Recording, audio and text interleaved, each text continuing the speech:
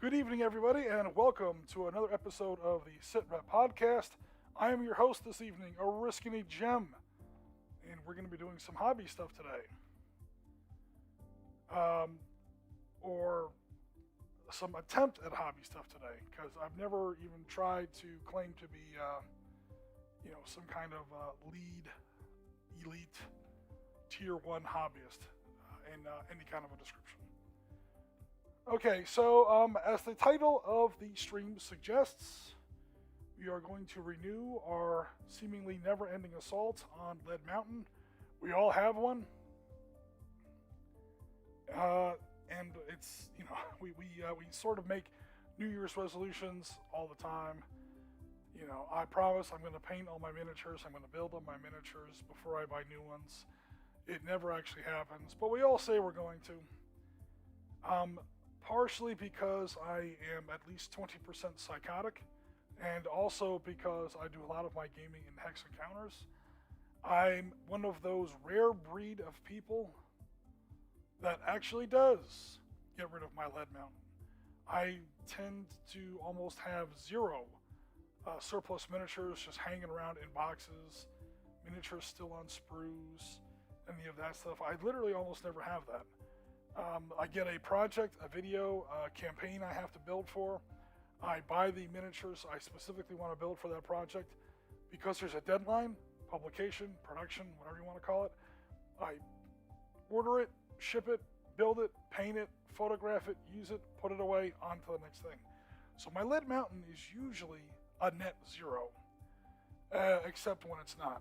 So for like the last 3 or 4 months, except for those M48A5 Magoks I've been fighting with, I actually have had practically no Lead Mountain. Until this happened! Oh no! Oriskany Jim, what happened? Believe it or not, I did have a practically zero Lead Mountain, like a surplus, stockpile of miniatures. And I was doing really well until all of a sudden this happened.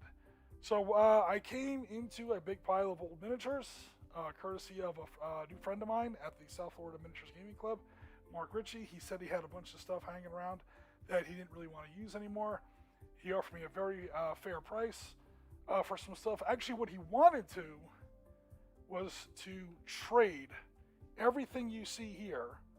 He wanted to trade everything you see here for that. My completed Jagdtiger 6. And I told him no.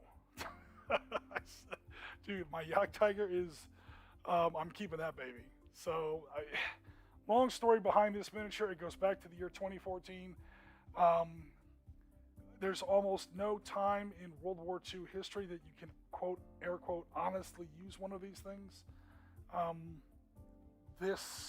I finally found a battle where you can, hold on just a moment while I fix my focus here.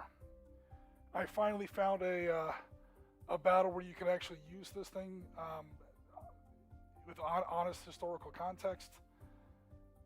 I bought it, I ruined it with a bad priming job.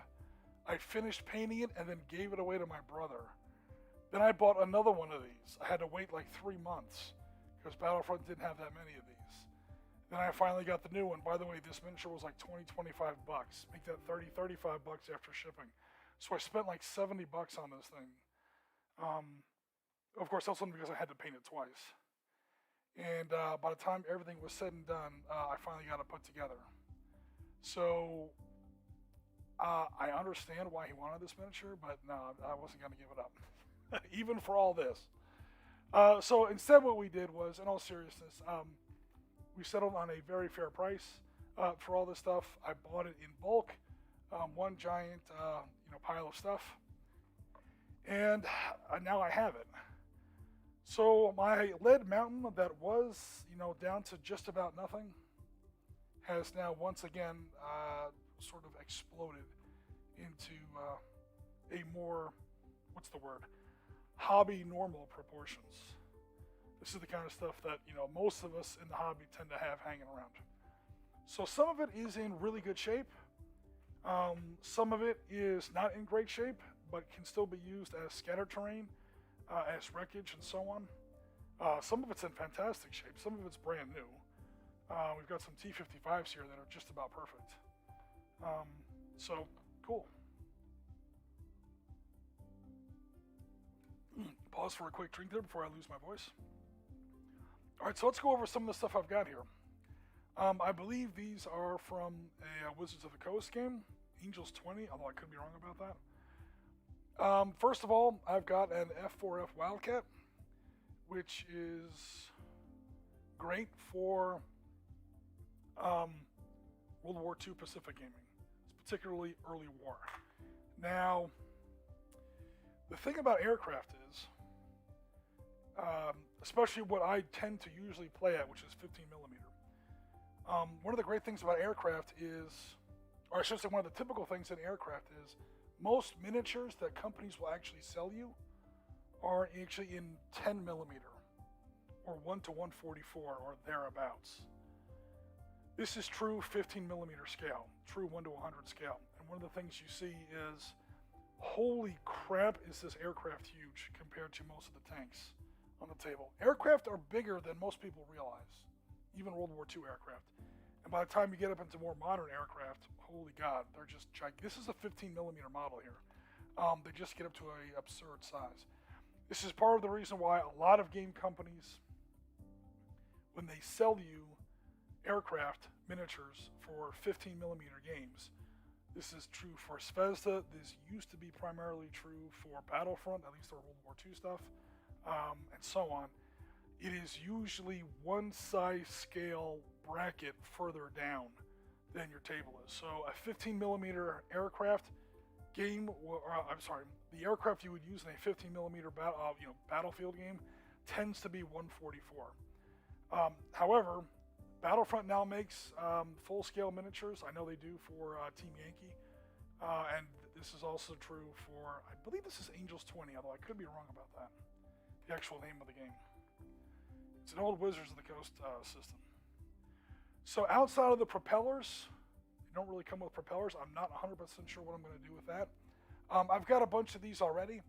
I've got a Hurricane, I've got a Tornado, I've got an old Focke-Wulf BF-190, and so on, or FW-190 fighter. Now I've got some Pacific stuff. I'm not sure what I'm going to do with it. It comes with some great detail already, with some great, panel lines and so on. I might do a tiny bit of pin washing. I might put some highlights and some clear nail polish that I steal from my girlfriend's makeup cabinet in the canopy to make it look more like glass. And I'm going to figure something out to do with the propeller. I might just put propeller blades in there, in the traditional way, or I might put like a clear disc or something to show the propeller spinning. Not 100% sure yet what I'm going to do, but yeah. So this one's pretty much okay. It's pretty much tabletop ready. There might be some enhancements I put into it later. We'll see what happens there. Same deal with, now here's for some twin engine stuff. Again for World War II, and again, this is where you see just how big this stuff is. This is the Jagdtiger. This is the heaviest armored fighting vehicle ever built in World War II, and this is a BF-110 twin engine destroyer fighter, as the Germans called it. Yeah, like I said, aircraft are big, a lot bigger than a lot of people tend to think. So I'm very happy to get some true scale 1 to 100 aircraft. There's definitely going to be some touch up on that canopy because like some of the paint, even from the manufacturer, is starting to flake off there a little bit. And again, I might do something with the propellers. So we'll see what happens with that. Another thing I like about these, they come with nice, broad flight stands. So often, especially with larger aircraft, you get a very small flight stand, and it tends to tip over easily. I mean, I'm actually trying to tip this over now, and I can barely do it. And then a P-38 Lightning. This is a sexy aircraft right here. I love these things. Again, I'm going to work on the canopy a little bit because I'm not happy with that.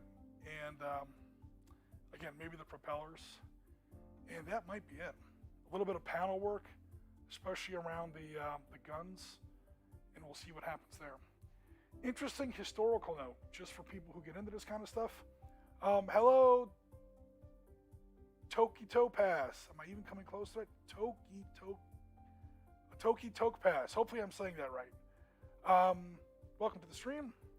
Interesting comment regarding aircraft size. Yeah, so this is 1 to 100 scale. This is actually, 15 millimeter roughly. So what I'm tending to see is when I buy, like here's a Spitfire. Oh. Okay, it's got a little bit of dust on there. So here I've got a Spitfire in 1 to 44, 1 to 144. This is what you usually get. And as you can see, yes, a P-38 Lightning is bigger than a Spitfire, not by that much. 1 to 144, 1 to 100. That's usually what you get, although that's no longer universal. Battlefront has sort of changed its mind on that. And again, it's the Wizards of the Coast, I think it's Angels 20 game, definitely goes with full 1 to 100. The trade-off is, yeah, aircraft are freaking huge compared to what a lot of people tend to imagine. Oh, so here's a better example. All right, so this is a Typhoon versus a Spitfire. All right, so again, Spitfire.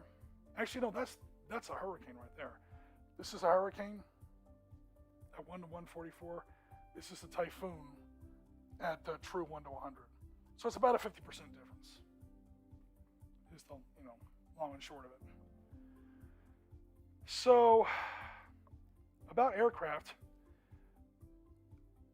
Obviously, aircraft back in World War II were propeller driven. The propeller and the engine are at the front of the plane, usually on the center line, and they pull the plane forward through the air, as opposed to obviously a jet fighter where the jet and the engine and the afterburner and all that is in the back of the plane and it pushes the aircraft through the air. Okay, so why is that important for your war game? Why is that important for World War II tactics? Well, on top of the weight and the speed and the power and the acceleration, and there for the ordnance loads and there for the maneuvers that are possible with jet propulsion, even more basic than that is the gun. What do you do with the gun? The gun needs to be, ideally, at the center line of the aircraft, lots of guns. The problem is it can't shoot through the propeller. Of course, they came up with a chain system in World War I that synchronizes the firing of the machine gun where it always fires through the propeller plane at an instant in time when there's no actual propeller in its way. That's all great. The problem is, my friends, the engine is still there. Okay, and an engine and a gun cannot occupy the same place at the same time. Basic physics. Okay, so even if you found a way to shoot through the propeller, it becomes just a space and a weight issue. How do you put engines and guns in the same place? Put another way, even more basically, in World War II at least, the most important 10% of the plane's volume was right here in front of the pilot. Because this is where both the engines had to be and most ideally where the guns would all be. So planes throughout all of World War II sort of had this fundamental problem of how do we get around this inherent conflict. Well, the most obvious way they did it, of course, was like we see here on the Typhoon. They put the guns on the wings. Okay, and the engine in the front pulling the propeller. Great. The guns were then synchronized where they actually do not shoot straight forward. A lot of you probably already know this, is very basic information. But the guns on these fighter planes in real life actually do not shoot straight forward. They are very, very, very slightly inclined inboard, so that when the guns fire, all the bullets pass through a certain keyhole in the air at a certain distance in front of the pilot. And every pilot had their own preference, and they would spend hours and hours and God knows how much ammunition on the airfield dry firing their guns and synchronizing their guns to where they would get their guns to converge at just the right point.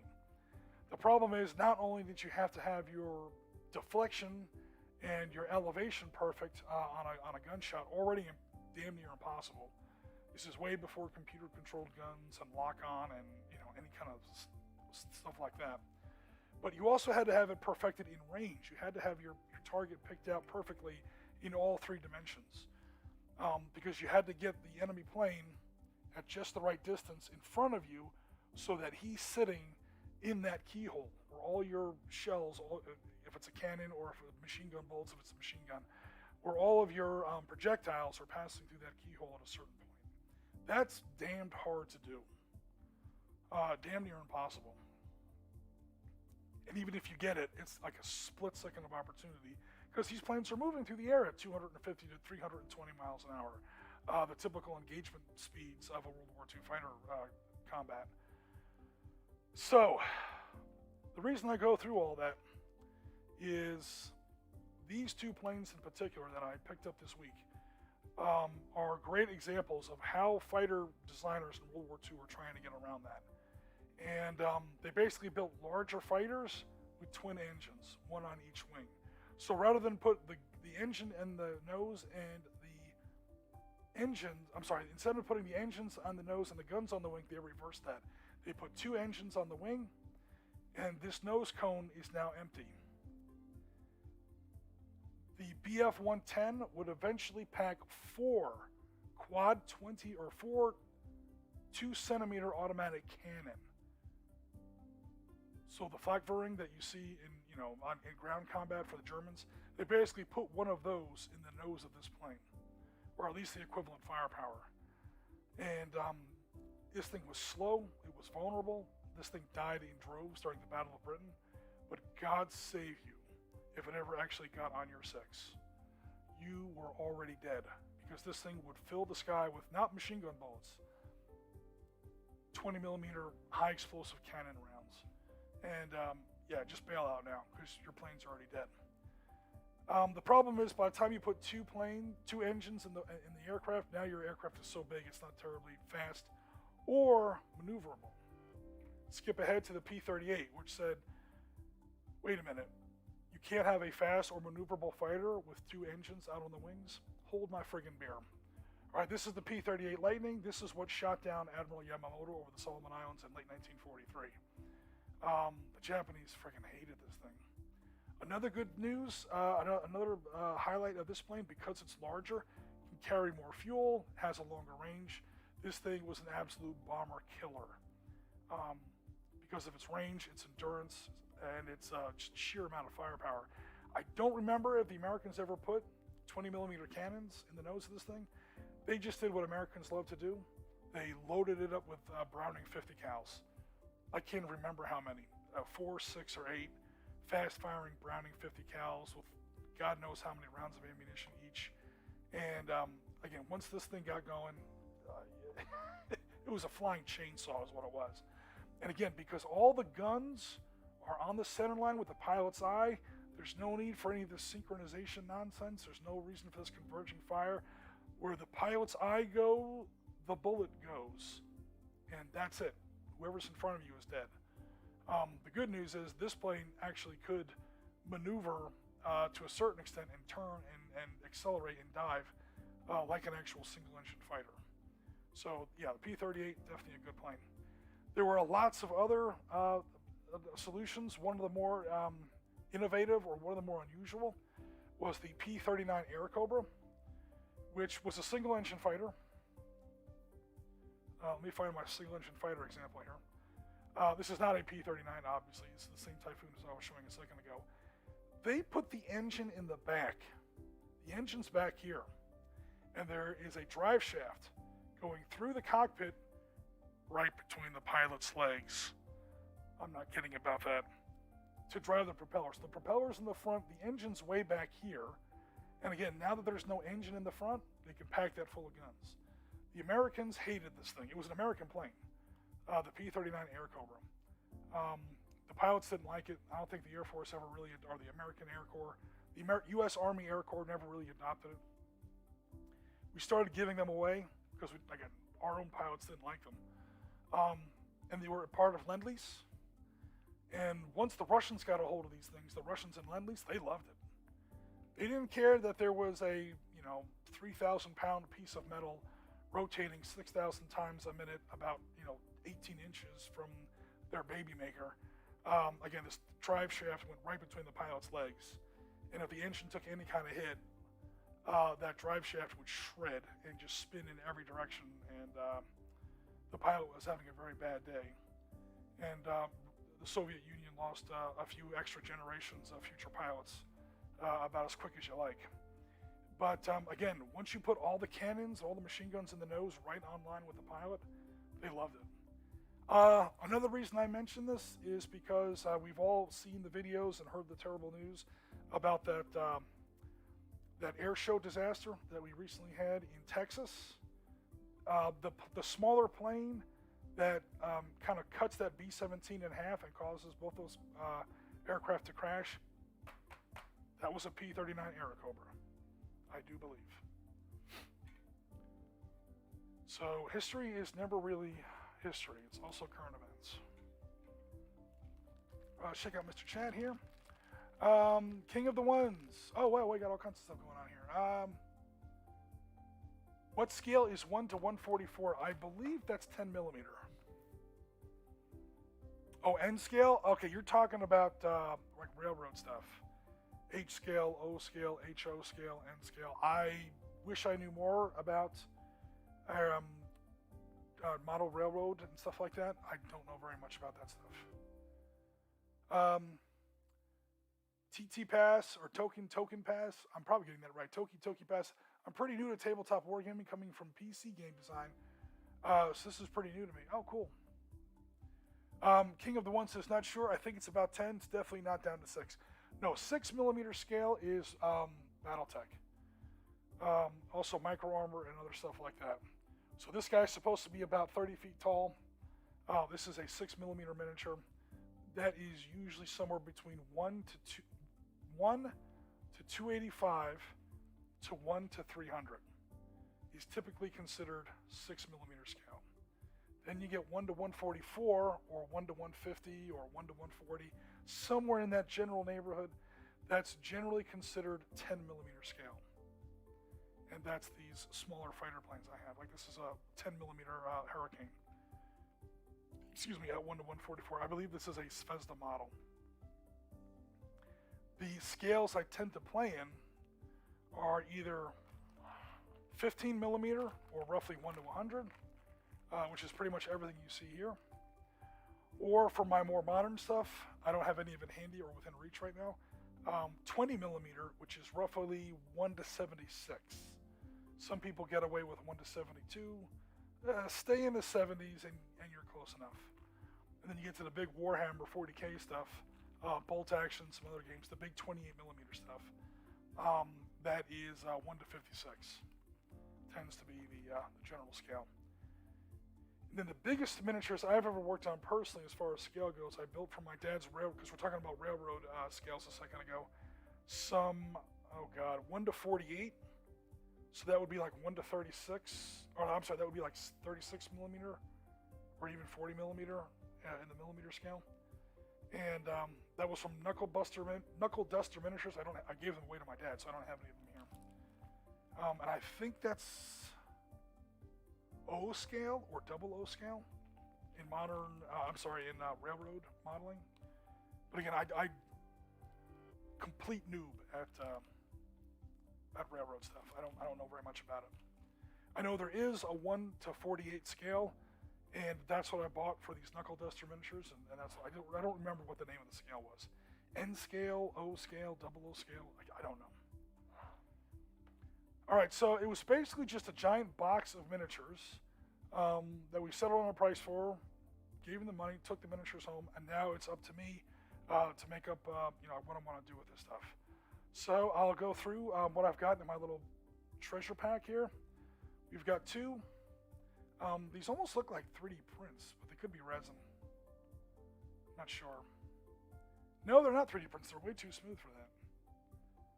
But anyway, 2 T-55s,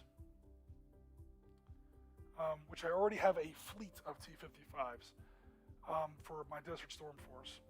But here's the thing about T-55s. These things are like Shermans or T-34s in World War II. Once you get into the post-war period, you can never have enough T-55s. These things have fought on literally every continent except Australia and Antarctica, and I'm sure that's going to happen sooner or later. These things have been everywhere. D10 100 millimeter gun. How you can tell Of course, there's always the very round turret. A lot of Russian tanks have the round turret. So how do you tell? Without looking at anything else, the surest way to tell, look for the muzzle brake. Or look for the fume extractor. That's way up forward, almost like a muzzle brake. Once you see that, you know it's a T-55.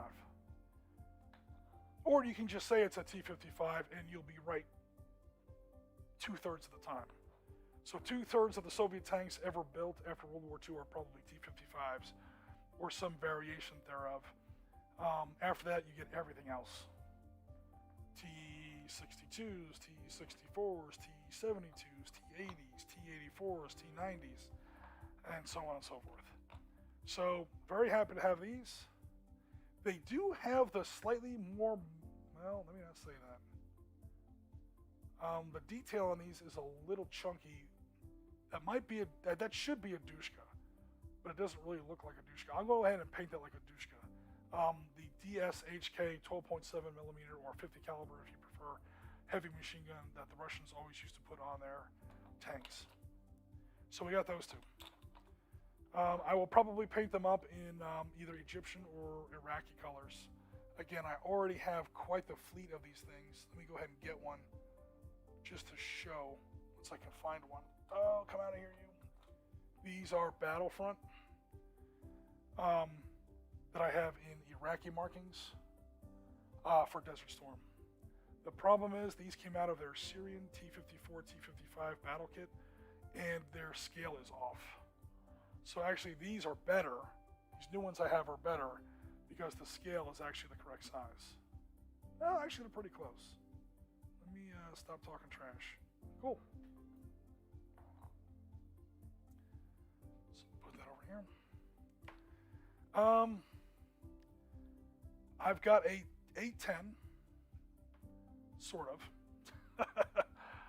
The good news is this 810 is actually in 15 millimeter. I do have a completed 810. If you give me just a second to get it off the shelf here. Give me 1 second, guys.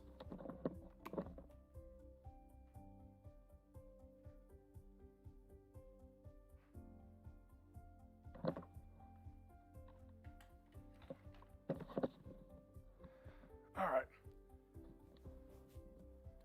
So we do have an 810 here. This is an 810 in 1:72. So this is slightly oversized for 20 millimeter. So it's kind of the wrong scale. Although again, a lot of my modern stuff, oh, it's got a little bit of dust on it too. Sorry about that. It's a little too big. Obviously it's going to be too big for my 15 millimeter stuff. But again, a lot of my miniature stuff for moderns is in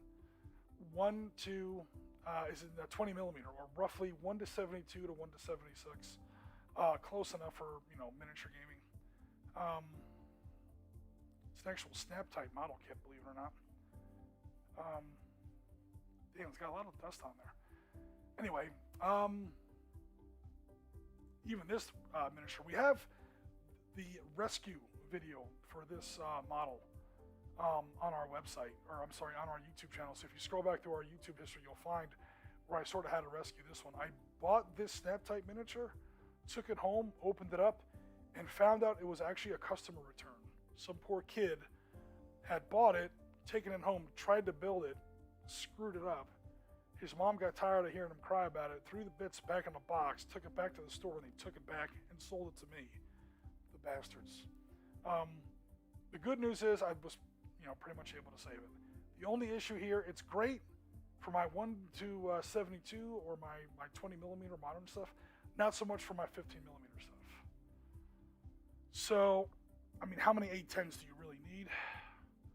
This is obviously much smaller, but it is, it's the right size. It's 15 millimeter. The issue is I have to put it together. So the good news is I have all the parts. I just have to get around to putting it together.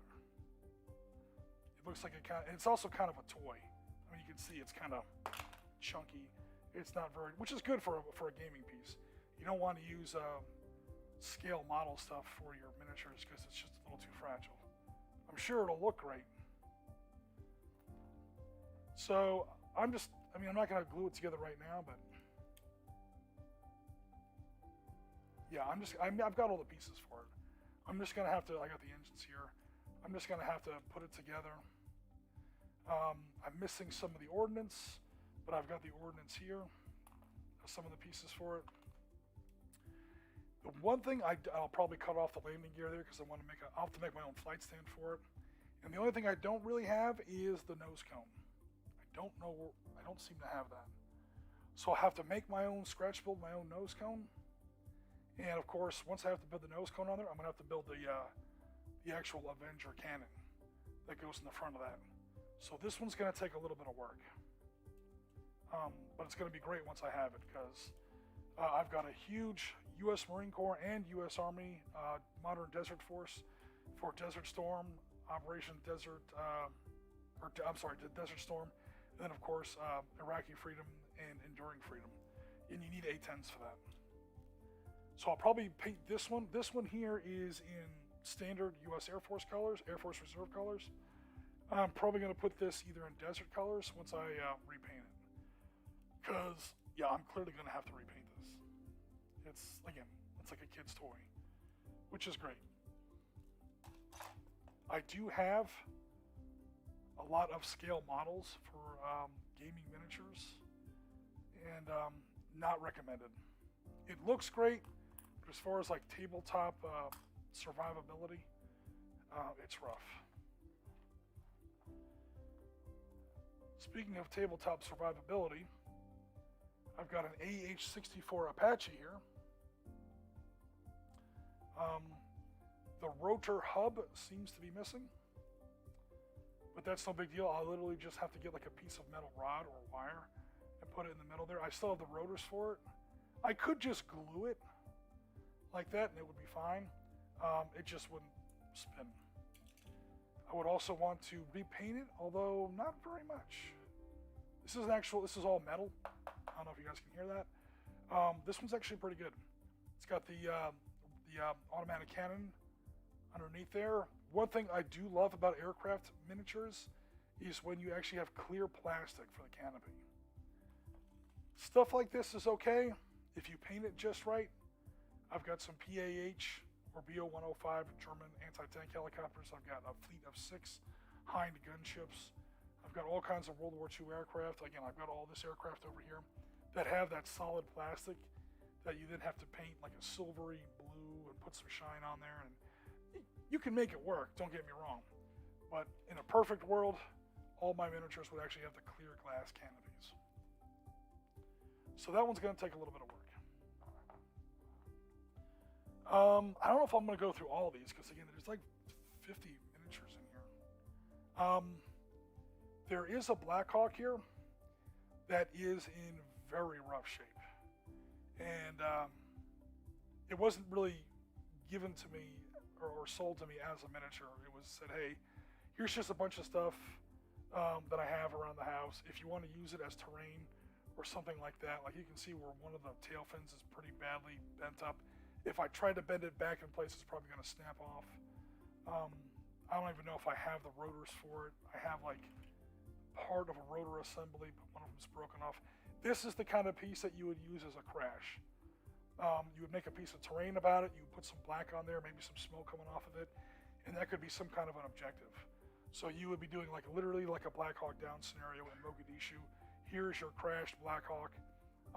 You've got to get guys to it and rescue the crew, or something like that. Same thing with this Hind gunship. I know, right? Why does Oriskany Jim need Hind gunships? I already have a fleet of 6 in true, 1 to 100 scale. Why would I need a 7th? As you can see from the rotor here, it makes for a great crash. So this could go in a modern Ukraine table. This could go in Chechnya. This could go in Afghanistan, 1980s. A crashed. I could have used one of these just a couple years ago when I was doing Kuwait International Airport.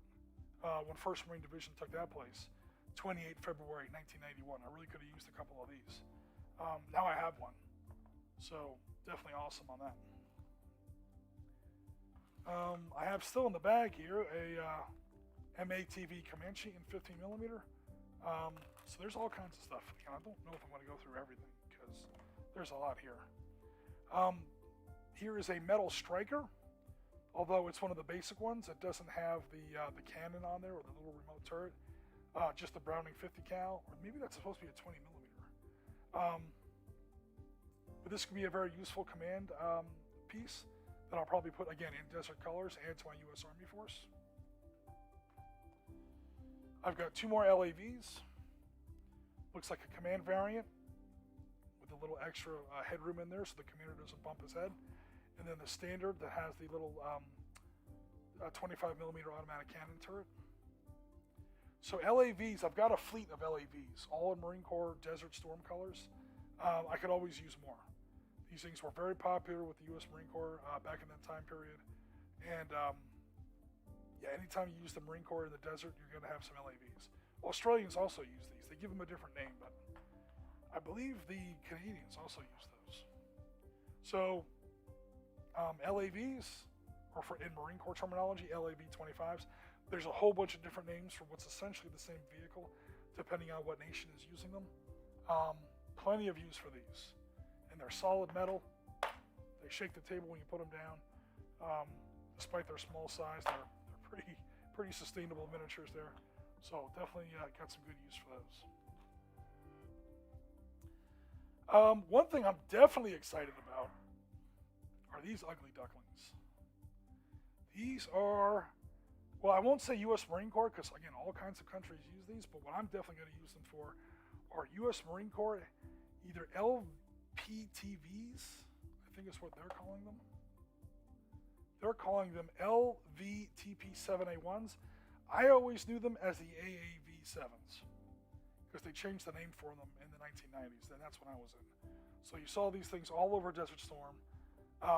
They are basically the modern day Amtracs. Of course, they're not like World War II Amtracs, but this is the basic amphibious warfare or amphibious assault vehicle that you see. All kinds of Marine forces around the world use. U.S. Marine Corps definitely among them. One famous place, or I should say infamous, one infamous place that these were used, if you ever want to use these as the bad guys, when the Argentinians first went into the Falklands in '82. This is what they had. This is what they surrounded Governor's house with, and they just started pouring 50 caliber machine gun fire into the house with. When they took the islands to April 1982, it was these machines right here. Now I do have some already that I used in my Desert Storm project when we were doing the 30th anniversary for Desert Storm. But as you can see, they're the wrong scale.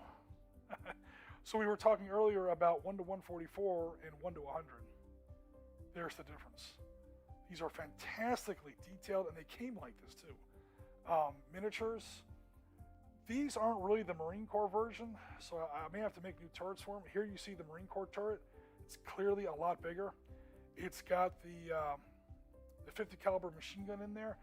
Even more importantly, the installed and integral Mark 19 40 millimeter automatic grenade launcher.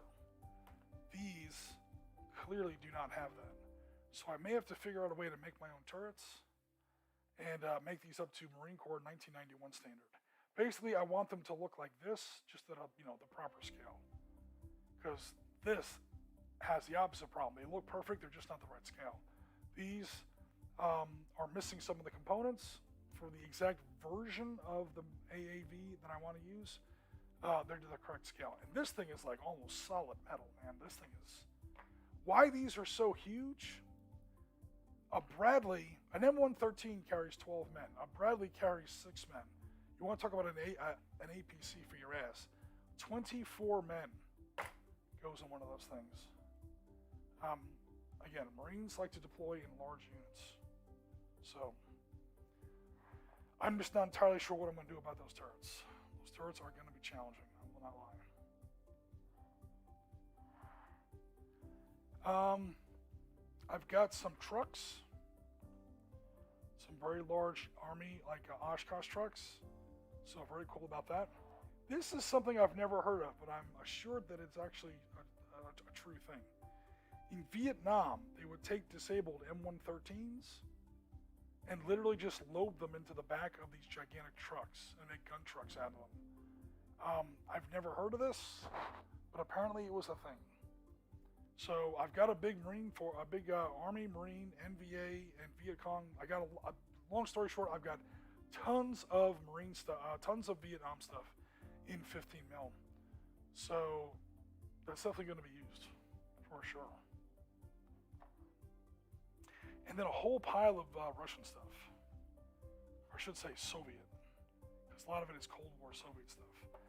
I've got BMPs, I've got BMDs, I've got smaller airborne APCs and command vehicles, all kinds of stuff.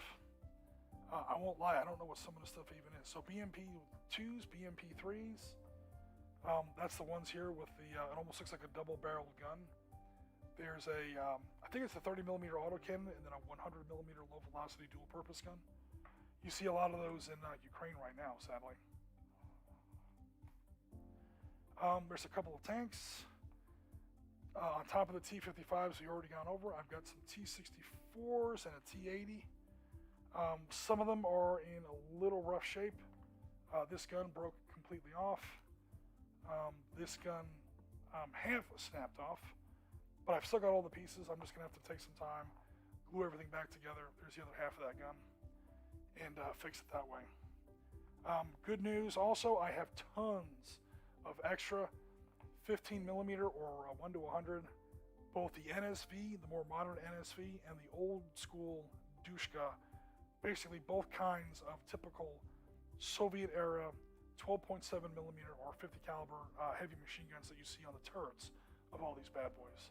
So the bits box, which I've got here, is going to see some heavy use for sure.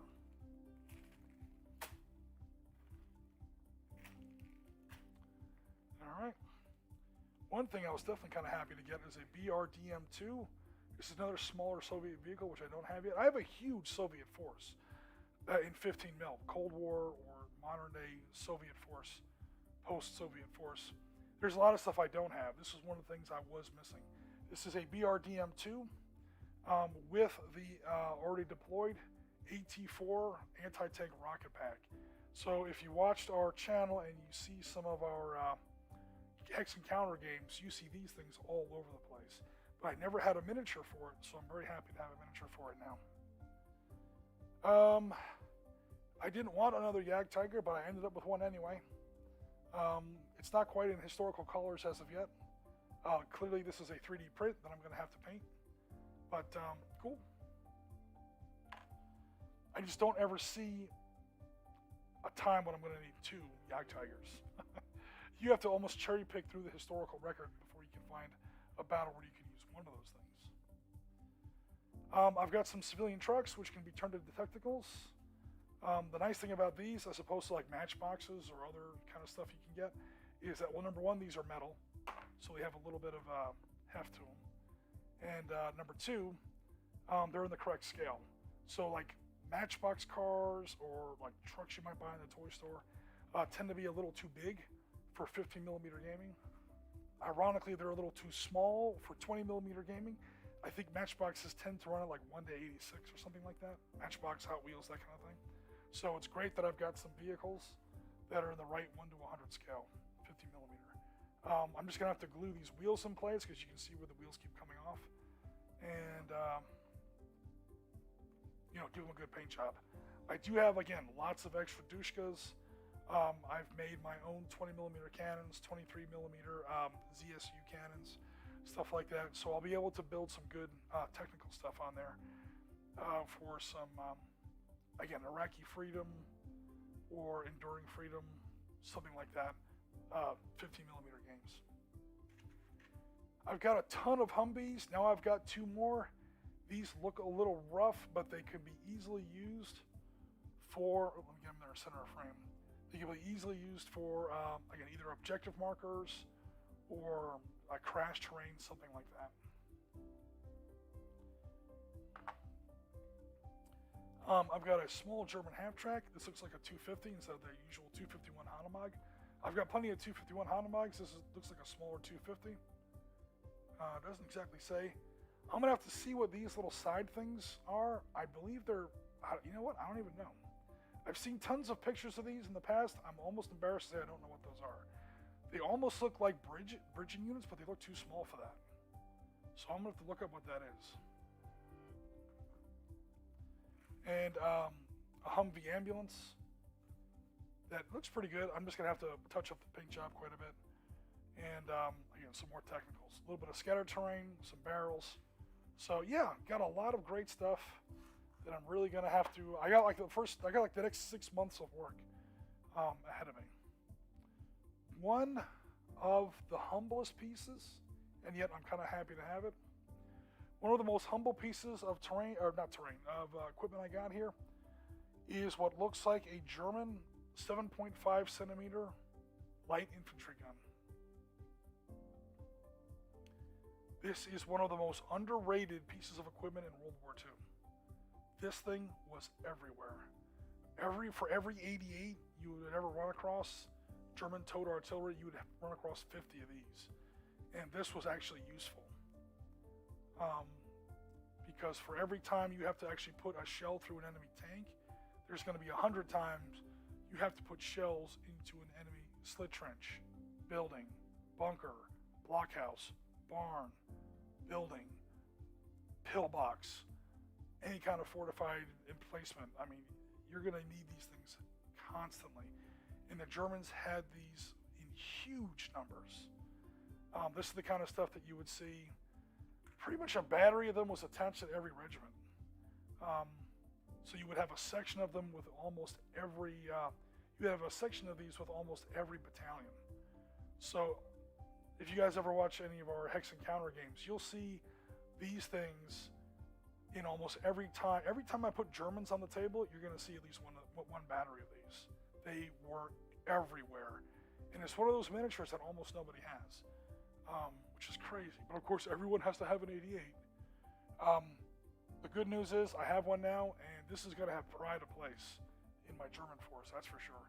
Doesn't look like much, but I mean, for every time I use this thing, I'm going to use this thing literally 50 times in 50 different games. So I'm going to take a drink here and catch up with the chat. Today's stream was going to be pretty small. I didn't want to make a big deal about it here.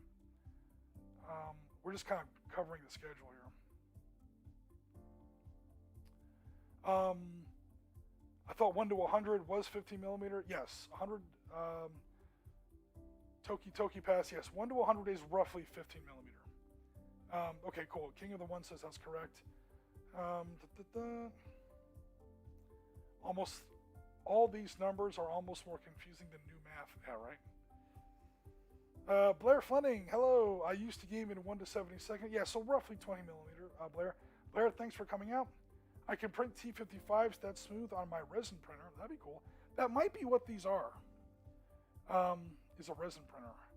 Because I recently got some miniatures, some 3D printed miniatures. Those Magocks I was fighting with before, they didn't look anywhere near this good. So if these are 3D printed, that's awesome. But I don't know. The only thing I've had to do with these so far is widen this the well, because it was so tight that the turrets wouldn't even rotate. But now they rotate just fine. So a little bit of grinding, a little bit of sanding, and it came out fine.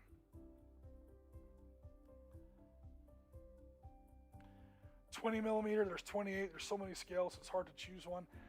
It depends on the kind of game you like. If you like small skirmish infantry games, if you want to have shootouts like with modern elite special forces, 28 millimeter is the way to go. Because at 15 mil or 10 mil, you're never going to have enough detail on your miniatures. Even if you can paint that small, which most people can't, the kind of detail we're talking about, you're never going to see it because you don't play the game with magnifying glasses on. So if you're into that kind of, Tom Clancy, Rainbow Six kind of stuff, all infantry, special forces, you want to see exactly what kind of weapon he has, what kind of scope, what kind of night vision gear he has on his helmet. You got to go with at least 28 millimeter, if not larger. I tend to be much more of a combined arms guy, so I like my tanks, my artillery, my helicopters, my aircraft. I go with 15 mil, and even that's kind of chunky. 10 mil, 6 mil might even be better.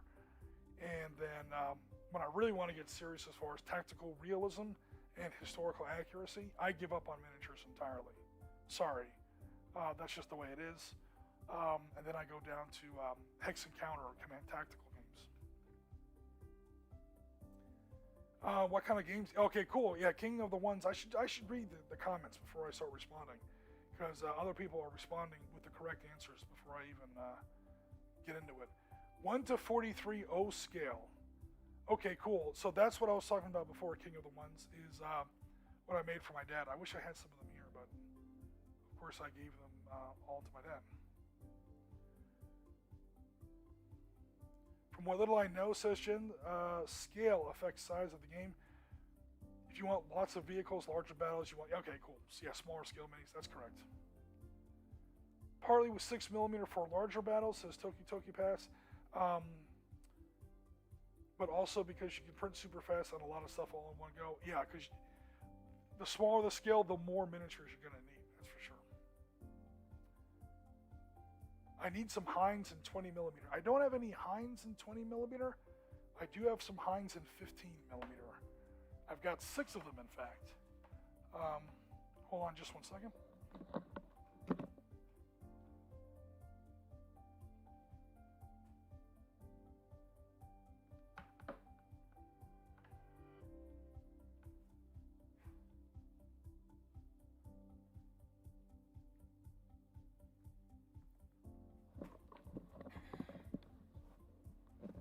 Alright, so let me get the scale in here. These are painted kind of a while ago, so my skills were not as humble as they are now. They were probably even more so back in the day. This is from like 2015.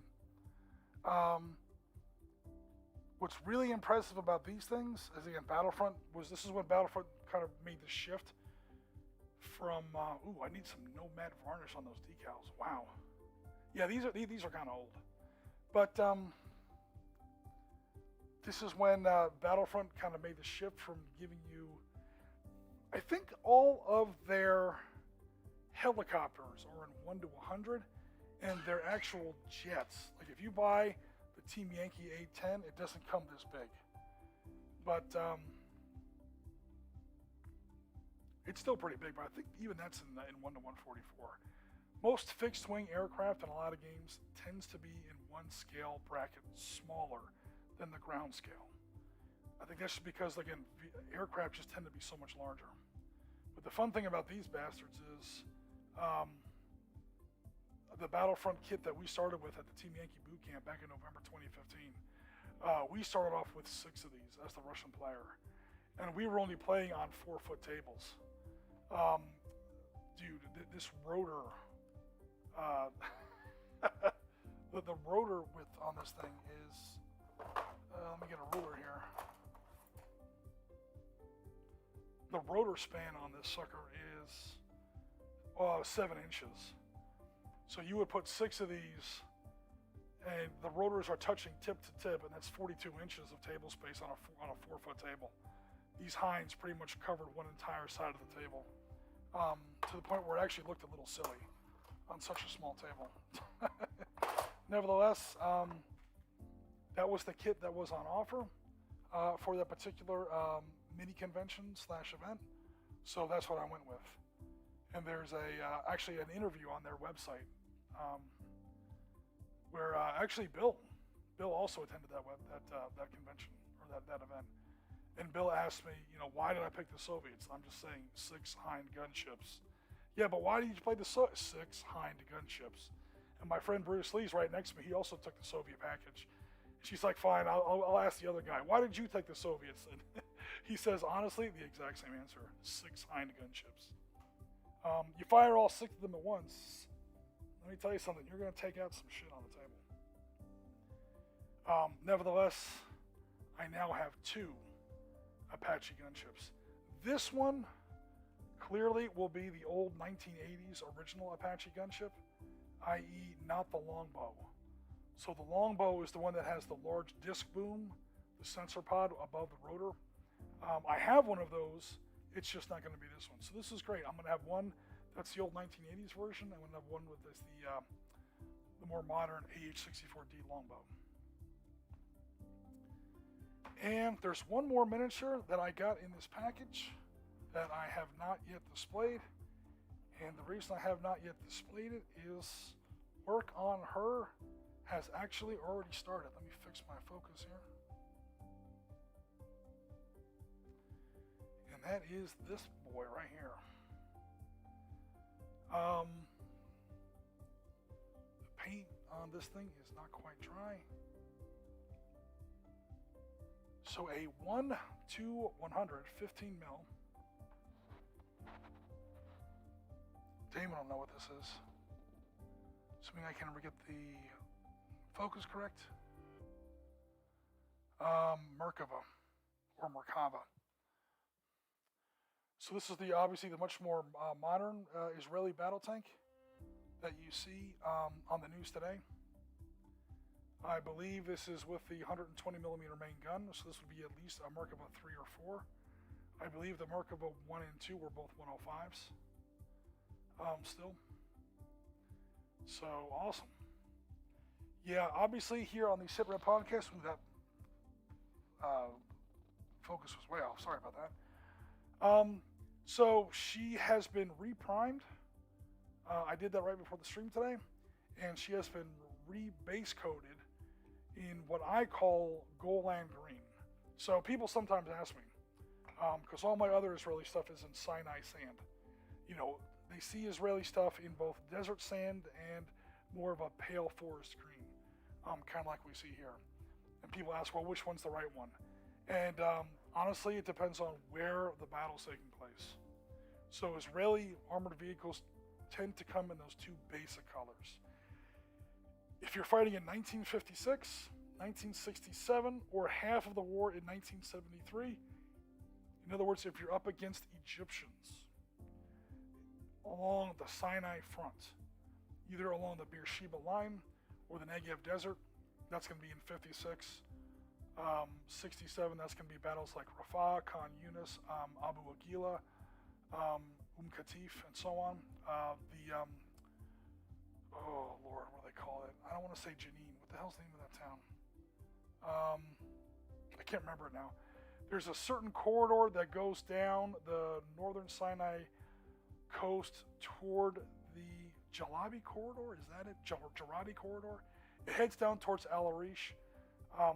That's all the famous battles of General Tal's time, Sharon's time, and so on and so forth. Mandler's time, Gabi Amir's brigade in the 73 war. That's when you paint in what I call Sinai sand. If you're up against the Jordanians, the Syrians, the Golan Heights into the city of Jerusalem itself, that's a little bit of the 67 war, although not very much. Probably about half of the 73 war, Yom Kippur, and then you get into the more serious stuff that takes place in 82, and all the more modern stuff like 2006, they went back into Lebanon, and so on and so forth. That's where you go into Golan Green, because up there, the terrain is not desert. It's much more, it's not exactly like the Black Forest. It's not like the Everglades by any means, but there's a lot more foliage up there. A lot more grass, a lot more agriculture, and that's why the Israeli tanks are more of a very, very pale, kind of an olive drab color. So that's why I painted that. The Merkava so far has never fought in the Sinai, thank God. Hopefully they never do. However, they have fought in, obviously, Operation Peace for Galilee, 1982. So these will go up against T-72s in a future game and probably kick the crap out of all the T-72s because this thing absolutely whomped on T-72s. Syrian T-72s in the Peace for Galilee operation, Lebanon, June 1942.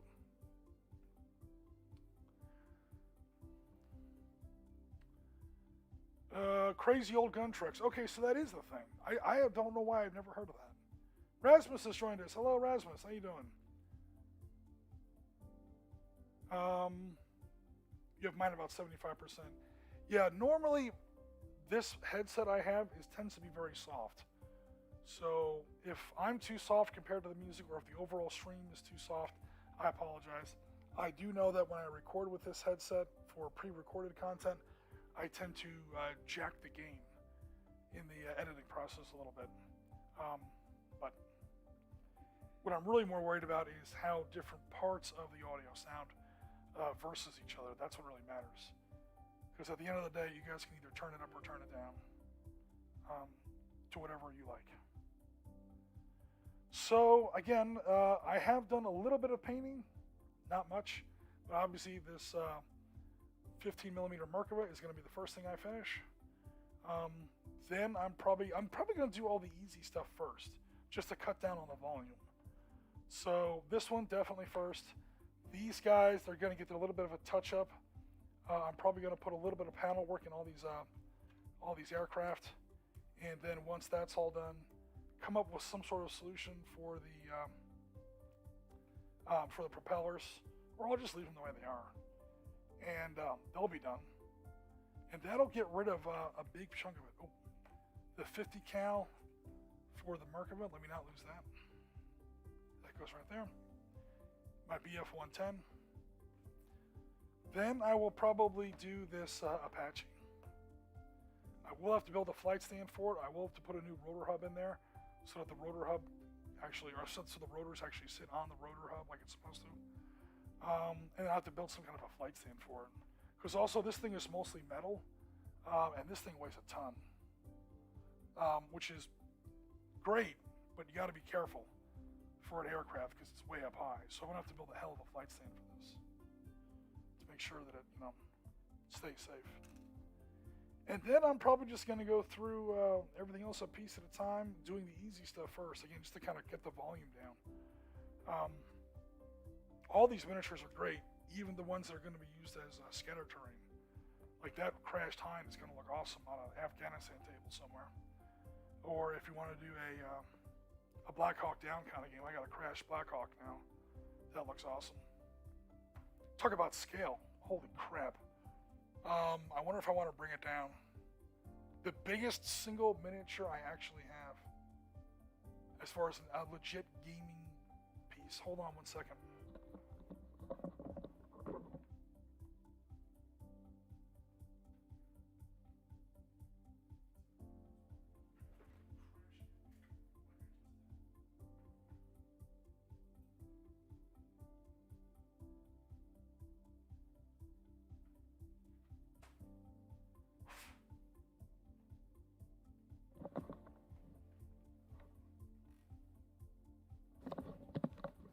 Almost had a Black Hawk Down in real life there. So a 20 millimeter, look at there's my hand by comparison. A 20 millimeter Black Hawk, 1:72.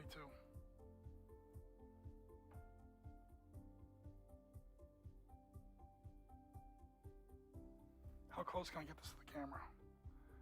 Come on. Yeah, this thing is a beast. She's got a little bit of dust on her though. Sorry about that. I should probably dust these before I put them on camera, but I don't know which ones I want to grab off the shelf and put on camera.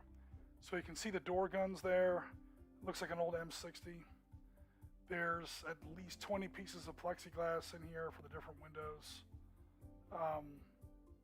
Yeah, and it weighs about a pound. It's a huge, huge miniature. But yeah, aircraft tend to be big. Like I keep saying during the stream. You can see the little windshield wipers there on the canopy. This thing is big. So, again, there's this difference we keep talking about in scale. That's the same bird in 10 millimeter. Sorry, in 1 to 100, 15 millimeter. And there it is in full 20 millimeter. This was a pickup at Historicon 2019. Again, a lot of my infantry modern stuff is in 1:72 or roughly 20 millimeter. So I don't know if I would ever use it on the table, but it would be fun to photograph at least once, sort of landing in Somalia somewhere, picking up some Rangers from 168th, or this the bird would be from the 160th. 160th Special Air Mobile Operations Regiment. Those are the guys that were in Mogadishu flying the Black Hawks. Those are the guys that flew the Black Hawks that nailed Osama back in was that 2011? Um, yeah, those are always the guys actually flying the Blackhawks. MH-60s, UH-60s, different versions. I know there's that new super stealth Blackhawk I don't know very much about. And then again, with Mogadishu, we would be talking about, I think it's 75th Ranger Regiment. Oh, which I do have infantry miniatures for, but I'm not going to pull them down. But yeah, you'd see why the helicopter has to be that big.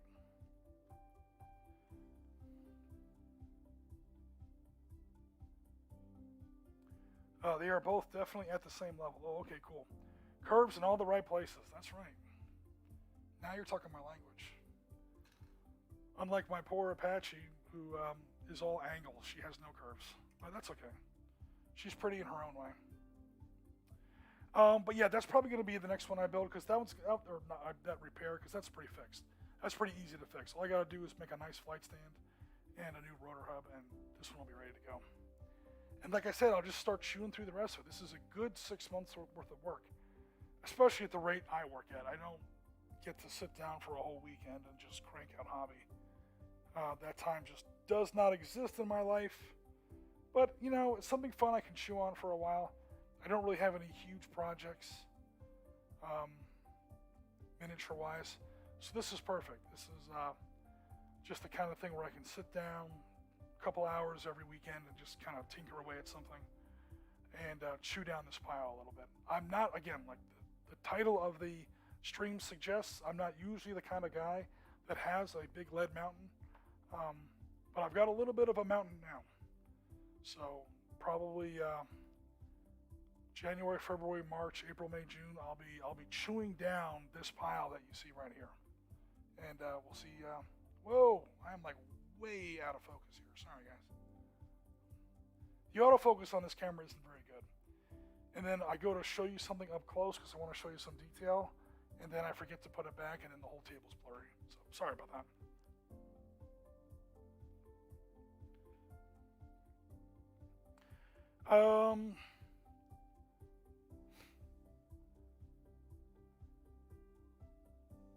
I think this, TT Pass says, I think the Super Stealth one was used in the Osama OP. Yeah, it totally was. I don't have a miniature of that, clearly. I just have the original MH-60 Troop Bird that you would see in things like Mogadishu, Operation Gothic Serpent, 3 October 1993. I want to do a Super Stallion at 172 for moderns. Okay, just when you pick up that miniature King of the Ones, remember to lift with your knees, not your back, because that thing's going to weigh a ton. Here's my A10 Warthog in 1 to 72. I mean, it's a hollow plastic kit, and even this is not exactly lightweight. Kind of a beast. Again, I think that Blackhawk is even more heavy. All right, guys. We've been up now for a little over an hour. Again, I'm just trying to, sort of fill in a gap in the schedule here. I do believe that Bill is going to be running a new podcast episode for you guys on Saturday morning. So do definitely keep an eye out for that. I know for a fact that I will be have some pre-recorded content for you guys going up on Sunday. So hopefully you guys saw the pre-recorded game of the pre-recorded game of Battle Group. Wow, how far behind is my stream here? Okay, there we go. Wow, the latency is sort of built up there. I switched to that title slide like 20 seconds ago. Okay, where was I? Hopefully you guys saw that pre-recorded game of Battle Group where we did an absolutely huge game for Battle of the Bulge. Definitely a huge amount of fun, although admittedly we had to ditch a lot of the rules mechanics. Battle Group is not a game system designed for scenarios that are like 55 tanks on the table at once. That's literally not its jam. We pulled it off. That's because we ditched the command rating points. We ditched the, or I should say the command dice. We ditched the officer scores. We ditched the tracking ammunition for tanks and stuff like that. So that was definitely more of a Battle Group light game. where we just went for sheer scale. It was still a lot of fun, but in all honesty, it almost started to feel a little bit more like a Flames of War game at that point, which is also fun, but it's not really my cup of tea. If you're going to have a large tank game, that's what Panzer Leader's for. If you're going to do it in miniature, I prefer a smaller scale game. By scale, I mean a smaller battle, not miniature scale, a small command scale, like 7 Days to the River Rhine or Battle Group. Smaller numbers of tanks, like 7 tanks per side, 10 tanks per side at the most. Probably more like 5 tanks per side. A little bit of infantry, and a lot more realism when it comes to the rules. But it was still a lot of fun even with over 50 tanks on the table. I've got some more stuff coming up of some more games that we have recorded. We've done some Korean War stuff at Dust Creek House and South Florida Miniature Gaming Club, so keep an eye out for that. And we have done some double-blind Australians in Vietnam for Valor and Victory Modern Expansion. So we'll be doing some of that hopefully coming up. So there's lots of stuff in the can and on the way. So stay tuned, especially on Sundays, for at least the content that I'm going to be coming out with. Again, Bill and the rest of the team are going to be with you guys for the Sitrep podcast, the actual podcast show, on Saturday morning. And I think Marty is coming back with his terrain project back on next Wednesday. I'm just kind of filling in for him today. But he had a family event he had to go to. But that's pretty much going to be it for now. I managed to sneak in a little late live steal my time. Oh, cool. Yeah, you got to make some time for yourself. For sure, Rasmus. I get it. I put in 28, 29 hours of Sitrep podcast work just over the weekend, and I managed to get 2 hours on the beach. So sooner or later, you got to sort of sneak out the back door and take some time for yourself. But that's all good. We're going to go ahead and wrap up the stream for now. Thanks very much, everybody, as always, for coming out. Just a quick one today, a little bit more than an hour. Not trying to, use up anyone's entire evening here. But this is Oriskany Jim signing off. We are rounds complete. Tango Mike, as always, for listening. Stay in touch throughout the week on Discord. A link, an invite to our Discord is in the description of this video. We hope to see you there. But for now, again, this is Oriskany Jim signing off. Tango Mike, as always, for listening. And we'll be in touch very soon. Thanks again, everybody, and enjoy the rest of your week.